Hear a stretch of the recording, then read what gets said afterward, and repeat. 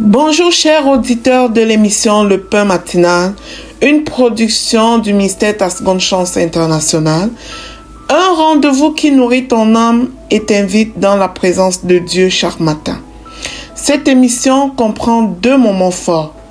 L'exhortation présentée par Dr Doriane pour fortifier ta foi et la parole en mission ou bien les promesses de Dieu proclamées pour libérer ta victoire.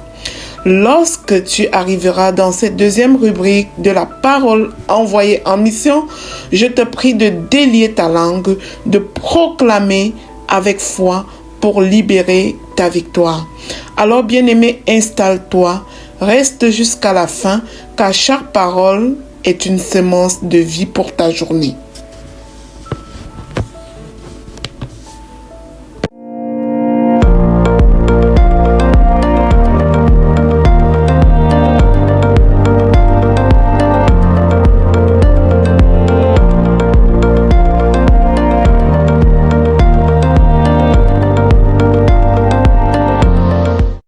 Bonjour chers serviteurs audacieux, bienvenue dans la rubrique exhortation de l'émission Le Pain Matinal. Aujourd'hui, nous commençons une nouvelle série, le pouvoir de la foi. Et nous avons terminé tout récemment avec le pouvoir de la repentance. Voilà, c'est un processus qui est normal. Quand tu as fini avec la repentance, quand tu as reconnu Jésus comme ton Seigneur et ton Sauveur, quand tu as pris un engagement nouveau de cheminer avec lui, de marcher avec Jésus, de laisser les vieilles manières de vivre pour marcher en nouveauté de vie, maintenant tu vas expérimenter le pouvoir de la foi. Quand on est de nouveau, il y a une foi qui est téléchargée dans notre esprit. D'accord? Quand on est de nouveau, quand on donne sa vie au Seigneur, il y a une foi qui est téléchargée, donc il y a une quantité de foi en fait qui est téléchargée dans notre esprit par le Saint-Esprit qui vient en nous. D'accord? Maintenant, il y a un autre niveau de foi que nous devons aller chercher.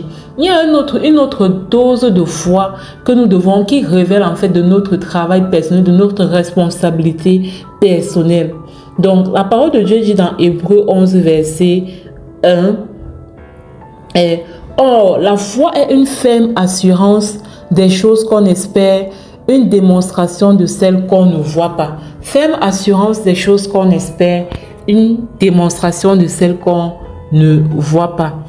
Ces derniers temps, ces derniers mois, le Seigneur m'a tellement enseigné sur la foi. Avant, je disais, j'ai la foi, oui, je crois. Mais en fait, avec l'enseignement que j'ai reçu ces derniers temps, je réalise que oui, beaucoup parmi nous avons ce refrain-là dans la bouche en fait. J'ai la foi, je crois en Dieu, mais dans la pratique, nous ne manifestons pas toujours cette foi. Et je me mets à l'intérieur parce que nous sommes en chemin, nous sommes en croissance, nous sommes en train de grandir.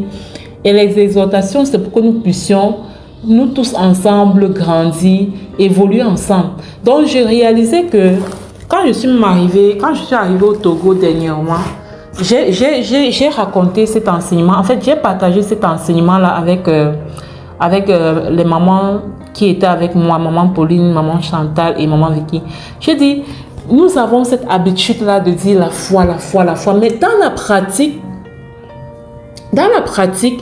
nous ne pratiquons pas toujours cette foi.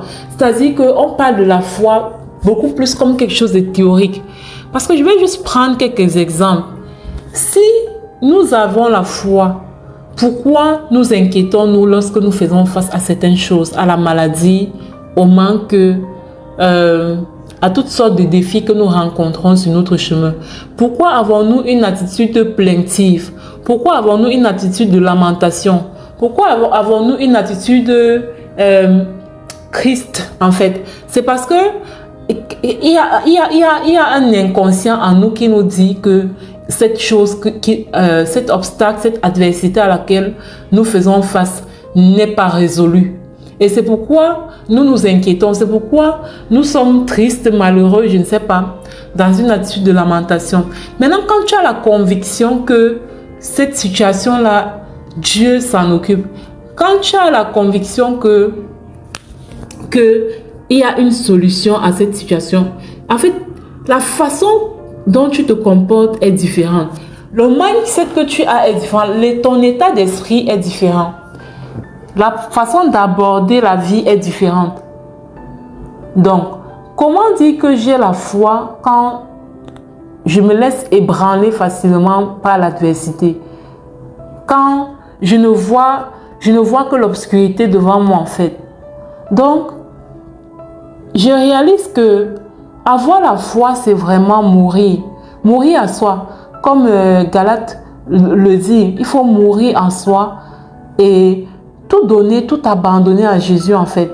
Savoir qu'on n'est pas seul et que Jésus, c'est lui qui porte chacun de nos fardeaux. Que c'est Jésus qui est au contrôle de nos vies. Que c'est Jésus qui gère chaque aspect, chaque domaine de nos vies. Chaque domaine de nos vies. C'est lui qui nous accompagne. Hébreux 1 verset 6 dit, « Or, sans la foi, il est impossible de lui être agréable. Car il faut que celui qui s'approche de Dieu croit que Dieu existe et qu'il est le rémunérateur de ceux qui le cherchent. » Donc, c'est la foi en fait. J'ai écouté le pasteur David Oyedepo qui parlait du pouvoir de domination de la foi.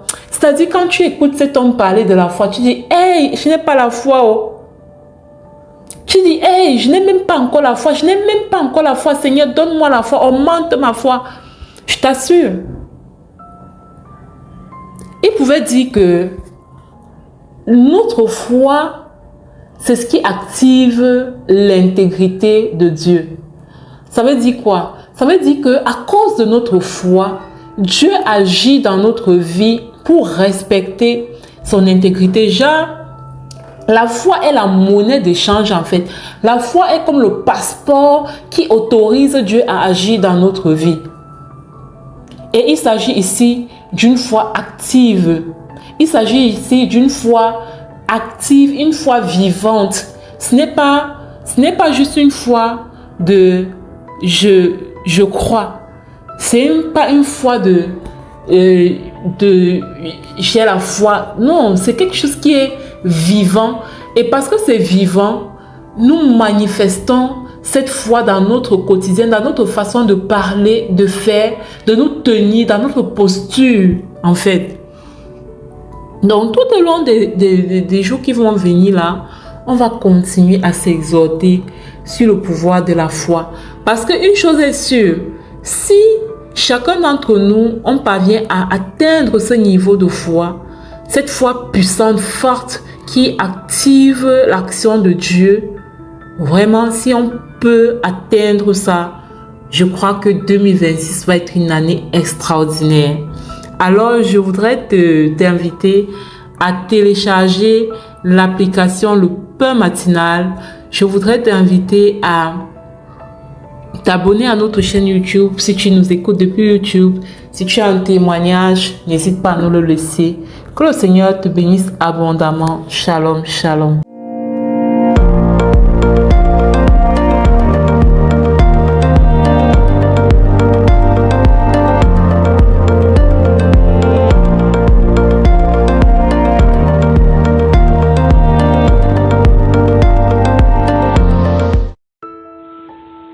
Bienvenue dans cette deuxième partie de l'émission Le Pain Matinal du ministère Ta Seconde Chance. Ici Lina pour la parole proclamée, déclarée et envoyée en mission. Bien-aimés dans le Seigneur, aujourd'hui nous sommes rendus à la 20e et dernière étape de ce protocole pour briser la chaîne du manque.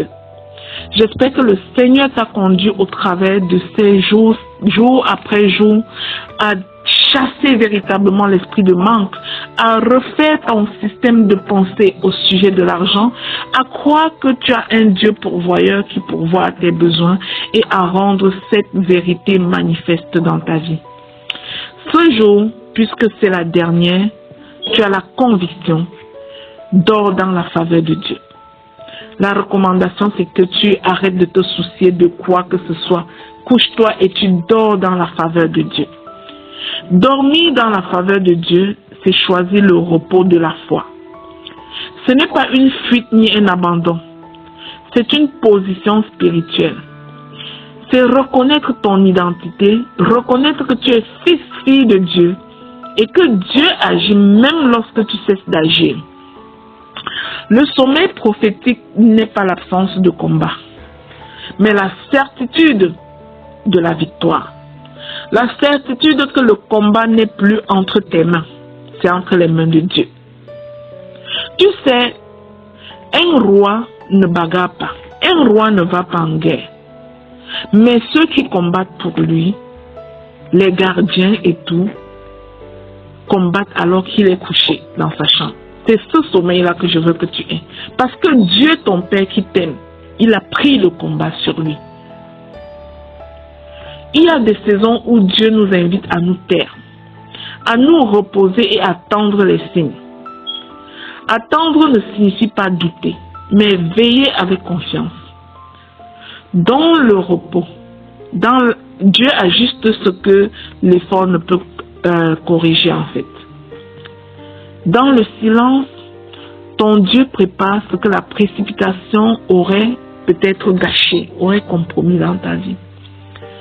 Alors dormir dans la faveur bien-aimée, c'est croire que les résultats ne dépendent pas uniquement de ton travail, de ton labeur, mais de la grâce qui accompagne ton obéissance. Tu as une seule chose à faire, obéir à Dieu, et la grâce va t'escorter.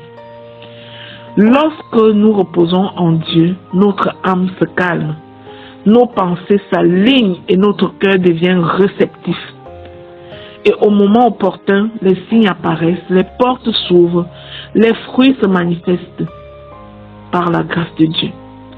Aujourd'hui, choisis le repos conscient. Dormons dans la faveur, dors dans la faveur, bien-aimé, convaincu que Dieu veille sur toi. Agis et accomplis ce qu'il a promis. Alors ensemble, nous allons faire cette dernière série de proclamations pour ce protocole qui finit aujourd'hui. Je proclame et je déclare que je me repose dans la faveur de Dieu. Je déclare que mon Dieu est présent et que mon sommeil est paisible et restaurateur. Je déclare la fin de l'inquiétude. J'ai l'assurance que Dieu agit pendant que je me repose. Je déclare que je ne suis pas gouverné par l'inquiétude. Je sors de la victimisation. Je proclame et je déclare que la paix de Dieu garde mon cœur et mes pensées. Je déclare que j'attends les signes avec confiance. Je proclame que mes nuits sont couvertes par la grâce. Je proclame et je déclare que Dieu ajuste ce que je ne peux pas contrôler au nom puissant et glorieux de Jésus-Christ. Je proclame et je déclare que la faveur précède mes résultats au nom de Jésus. Je déclare que je vis la manifestation de l'abondance divine au temps convenable de Dieu. Je proclame et je déclare que mon corps honore ma foi, mon repos honore ma foi. Tout en moi est aligné avec ce que je crois au nom puissant de Jésus-Christ.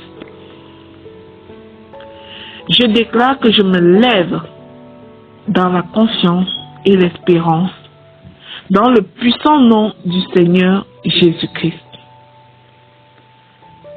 Je scelle et sécurise ces proclamations dans le sang précieux de Jésus. Je comprends que le Psaume 23 est mon droit légal de l'enfant de Dieu, qu'il est mon appel à vivre dans la plénitude, la provision surnaturelle comme norme et non comme une exception. Le surnaturel est le naturel pour moi, dans le puissant nom du Seigneur Jésus-Christ. Amen, amen, amen. Bien-aimé, si tu as été béni par ce protocole, pour briser la chaîne du manque, chasser l'esprit de pauvreté de ta maison, partage ce protocole au suivant. C'est 20 jours de suite la personne retourne 20 jours en arrière et refait ce protocole pas à pas pour vivre la manifestation de l'abondance divine en cette année de grâce surabondante. Au nom de Jésus-Christ. Amen.